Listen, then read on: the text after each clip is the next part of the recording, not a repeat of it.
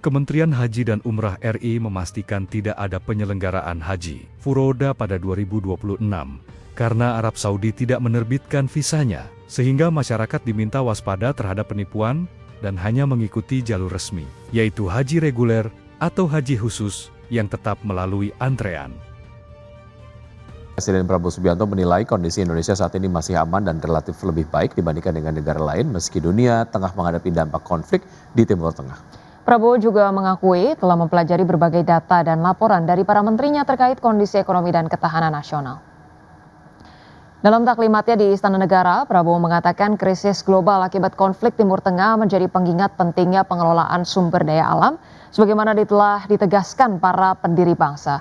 Prabowo menegaskan konstitusi melalui Undang-Undang Dasar 1945 telah mengamanatkan bahwa bumi dan air harus dikuasai oleh negara karena menyangkut hajat hidup orang banyak. Hal tersebut membuat kondisi Indonesia menjadi jauh lebih baik dibandingkan negara lainnya.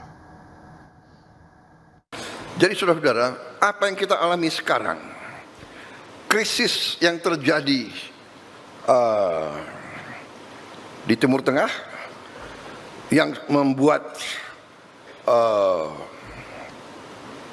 harga energi menjulang, sebenarnya kita harus yakini dan kita harus syukuri bahwa kondisi bangsa kita berada dalam kondisi yang jauh lebih baik dari bangsa-bangsa lain. Saya telah mempelajari data-data angka-angka dan dalam kesempatan hari ini saya kira ada kesempatan yang baik di mana saya setelah saya mempelajari angka-angka, dapat laporan dari menteri-menteri saya, ternyata kondisi kita cukup aman. Ada tantangan, ada kesulitan, tapi kita mampu menghadapi. Ya, pemerintah menegaskan pentingnya reformasi penerimaan negara dengan memperluas basis pajak di tengah tekanan geopolitik global. Ya, strategi penguatan penerimaan harus diarahkan pada perluasan basis pajak yang adil, sekaligus mampu menangkap potensi ekonomi baru. Pemerintah menegaskan pentingnya reformasi penerimaan negara dengan memperluas basis pajak di tengah tekanan geopolitik global yang terus berlanjut sejak 2022. Pemerintah menilai ketergantungan pada sumber penerimaan yang sama tidak lagi memadai untuk menjaga kesehatan fiskal. Menurut Wakil Menteri Keuangan Juda Agung, pemerintah perlu mengantisipasi dinamika global yang terus berubah, sehingga strategi penerimaan negara harus mampu beradaptasi dengan kondisi tersebut agar tetap berkelanjutan. Strategi penguatan penerimaan harus diarahkan pada perluasan basis pajak yang adil, sekaligus mampu menangkap potensi ekonomi baru.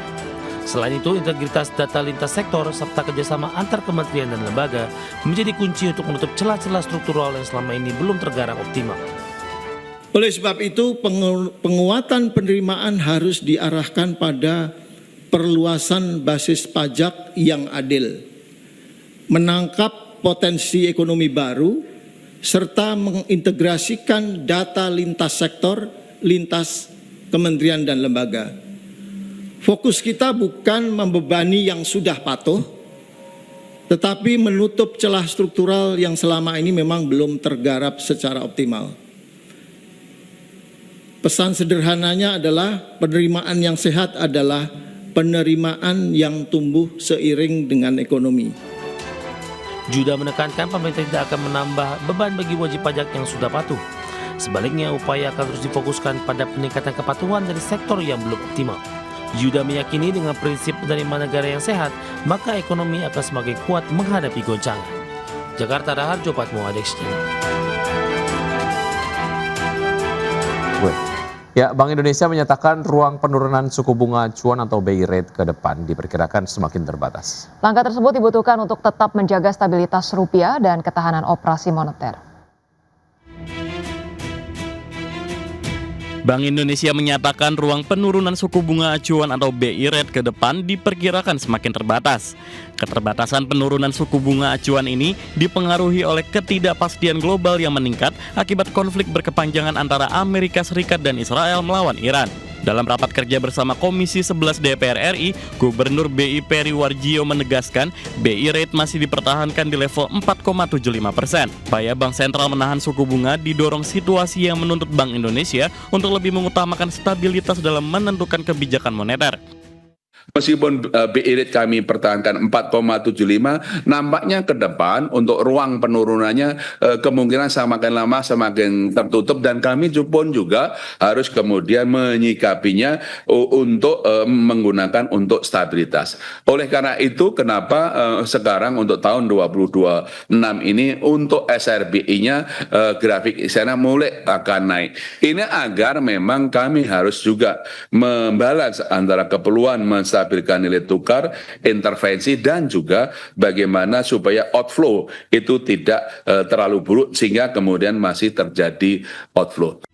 Peri menyebut konflik geopolitik saat ini telah memperburuk prospek perekonomian global. Apalagi pertumbuhan ekonomi dunia pada 2026 diperkirakan melemah menjadi 3,1% atau turun dari proyeksi sebelumnya sebesar 3,2%.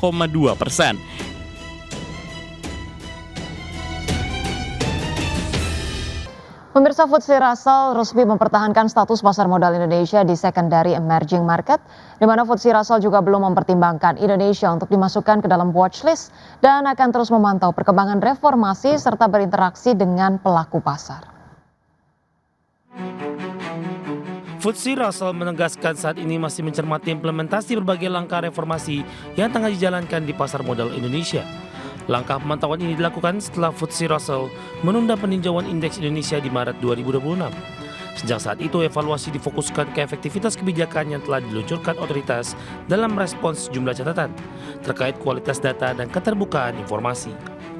Sejumlah inisiatif yang telah diperkenalkan diantaranya peningkatan keterbukaan pemegang saham, perluasan klasifikasi investor, penerapan batas minimum free float, serta penguatan sistem pengawasan pasar.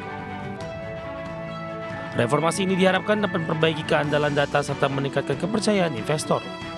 FTSE Russell menegaskan akan terus berkoordinasi dengan pelaku pasar untuk menghimpun masukan atas implementasi kebijakan tersebut. Hasil pemantauan ini akan menjadi salah satu dasar dalam menentukan perlakuan terhadap sekuritas Indonesia pada peninjauan indeks berikutnya. Berikut poin-poin utama dari pengumuman FTSE Russell terkait Indonesia status tetap. Indonesia masih berada pada kategori secondary emerging market, sehingga FTSE Russell belum mempertimbangkan Indonesia untuk dimasukkan ke dalam daftar pemantauan. FTSE Russell terus memonitor reformasi integritas pasar modal Indonesia. Penilaian difokuskan ke peningkatan transparansi, integritas, dan tata kelola pasar. Evaluasi dilakukan setelah penundaan indeks review Indonesia di Maret 2026. Menjawab isu transparansi dan keandalan data yang sebelumnya disorot, FTSE Russell akan terus berdialog dengan investor dan pelaku pasar untuk mendapatkan masukan. Keputusan lanjutan akan diumumkan menjelang indeks review Juni 2026. Basis keputusan akan mempertimbangkan progres implementasi reformasi dan umpan balik dari pemangku kepentingan. Sementara itu, analis saham dalam publikasi riset tim analis Lotus Andalan Sekuritas mengatakan rumor yang berkembang bursa saham Indonesia terancam dikeluarkan dari kategori secondary emerging market oleh FTSE Russell dibantah dengan fakta terbaru. Sebuah indikator penting bahwa tidak ada proses downgrade yang sedang berjalan. Dari berbagai sumber untuk KDX Channel. Pemirsa, arus keluar dana asing dari pasar negara berkembang atau emerging markets melonjak tajam pada Maret 2026 mencapai 70,3 miliar dolar Amerika. Meski demikian, Institute of International Finance menilai tekanan outflow pada Maret belum mencerminkan krisis pendanaan secara menyeluruh dan menyebut kondisi ini sebagai periode risk off yang terkonsentrasi. Arus keluar dana asing dari pasar negara berkembang atau emerging markets melonjak tajam pada Maret 2026 mencapai 70,3 miliar US dollar atau terbesar sejak gejolak pasar pada awal pandemi 2020. Melansir Reuters, data dari Institute of International Finance (IIF) menunjukkan tekanan terbesar berasal dari aksi jual di pasar saham terutama di kawasan Asia. Selain itu, investor juga menarik dana dari instrumen pendapatan tetap. IIF menyebut kondisi ini sebagai pembalikan tajam dari arus masuk dana yang sangat besar pada Januari dan masih positif pada Februari. Perubahan ini mencerminkan pergeseran rezim akibat guncangan geopolitik besar, khususnya konflik Iran yang pecah sejak akhir Februari. Secara rinci, arus keluar dari saham negara berkembang mencapai 56 miliar US dollar, terbesar dalam setidaknya 2 dekade terakhir. Laporan tersebut menunjukkan bahwa Asia menjadi pusat tekanan terbesar. Kawasan emerging Asia menyerap hampir seluruh pembalikan arus dana di pasar saham setelah sebelumnya menikmati aliran dana masuk yang kuat di awal tahun. Ekonom senior IIF Jonathan Fortune menilai kondisi ini mencerminkan kerentanan Asia terhadap lonjakan harga minyak serta penyesuaian portofolio berbasis saham teknologi. Meski demikian, Fortune menilai tekanan pada Maret belum mencerminkan krisis pendanaan secara menyeluruh di seluruh aset negara berkembang. Ia menyebut kondisi ini sebagai episode risk-off yang terkonsentrasi.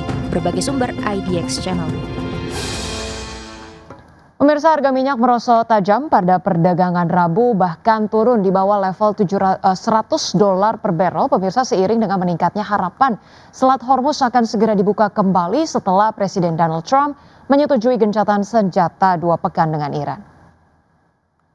Minyak mentah berjangka Brent ditutup merosot 13,29% menjadi $94,75 per barrel. Sedangkan minyak mentah berjangka West Texas Intermediate anjlok lebih dalam, yakni 16,41% ke level $94,41 per barrel. Penurunan tajam ini dipicu oleh ekspektasi pasar bahwa jalur pelayaran energi global melalui Selat Hormuz akan kembali normal usai gencatan senjata. Sehingga pemirsa, pasokan minyak yang sempat tertahan dapat segera mengalir ke pasar internasional. Kesepakatan gencatan senjata tersebut tercapai menjelang tenggat waktu yang sebelumnya ditetapkan oleh Trump bagi Iran untuk membuka Selat Hormuz atau menghadapi serangan besar terhadap infrastruktur sipil. Adapun sebagai catatan, sekitar 20% pasokan minyak harian dunia melewati Selat Hormuz, menjadikannya salah satu titik paling krusial dalam perdagangan energi global.